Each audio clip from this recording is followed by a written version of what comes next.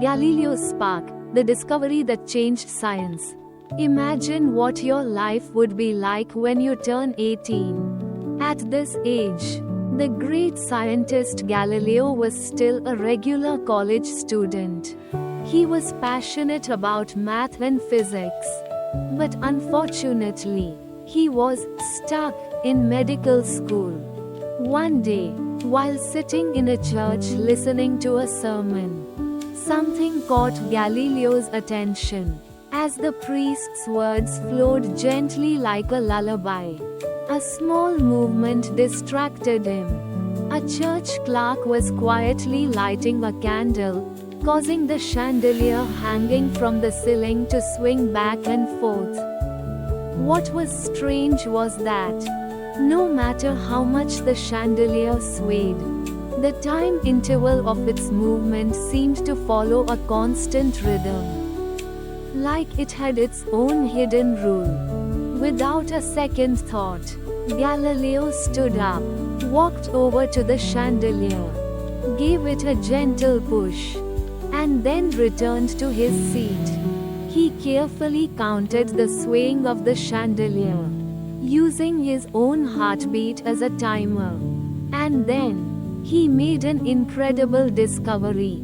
Despite the large swing, the time it took to swing back and forth remained constant. Galileo called this discovery the isochronism of the pendulum. While we can't be sure whether the story is true, what matters is that this moment led Galileo to a series of experiments on the inclined plane, which helped him make significant strides in understanding the isochronism of the pendulum and free fall.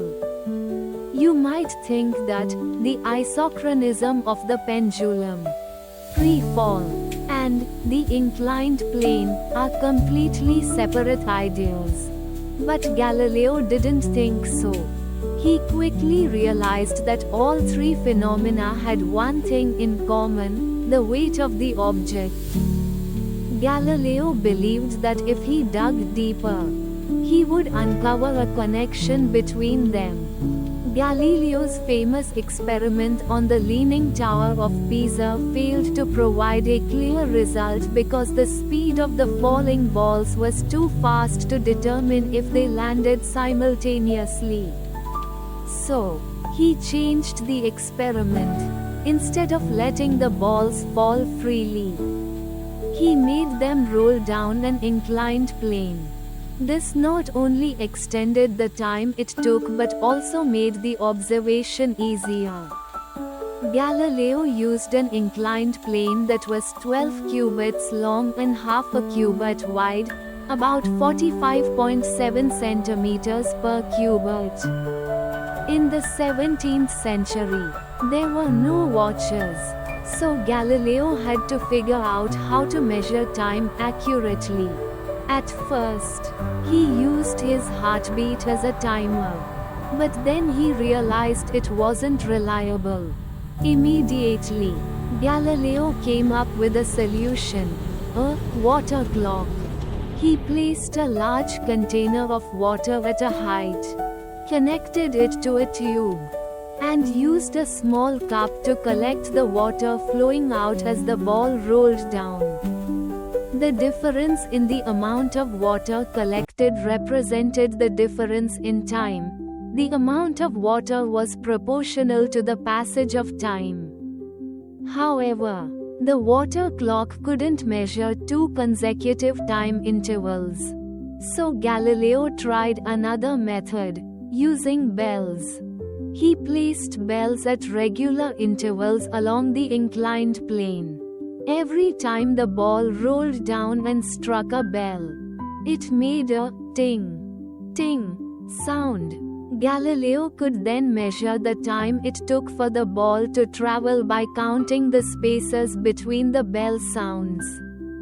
The surprising result was that, despite trying to keep the bells evenly spaced, the sounds grew closer together as the ball rolled, showing that the ball was accelerating as it moved.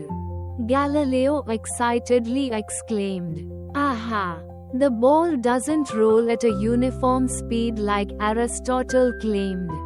Galileo continued to adjust the positions of the bells to test his theory further. Eventually, he discovered a magical pattern.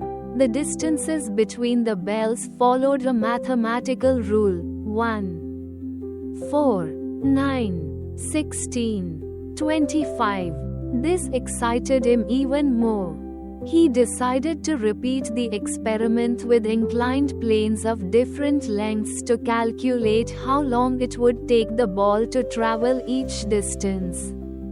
What was crucial, though, was that no matter how much he changed the angle of the inclined plane, the results remained the same.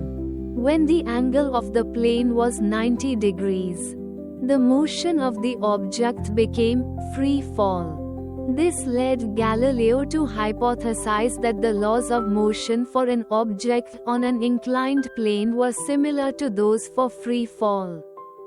Moreover, Galileo realized that regardless of whether the ball was heavy or light, as long as it rolled down the same inclined plane, it would reach the bottom at the same speed. This discovery completely disproved Aristotle's theory that heavier objects fall faster than lighter ones. Through his experiments on the inclined plane, Galileo also recognized an important concept: inertia. This idea was later introduced by German astronomer Johannes Kepler, 1571 to 1630. But Galileo had his own interpretation. When he made the ball roll down inclined planes with different slopes, he found that the ball always rolled back with the same speed, as though an invisible force was maintaining its motion. This allowed Galileo to conclude that objects have inertia, meaning they will continue moving at a constant speed unless acted upon by an external force.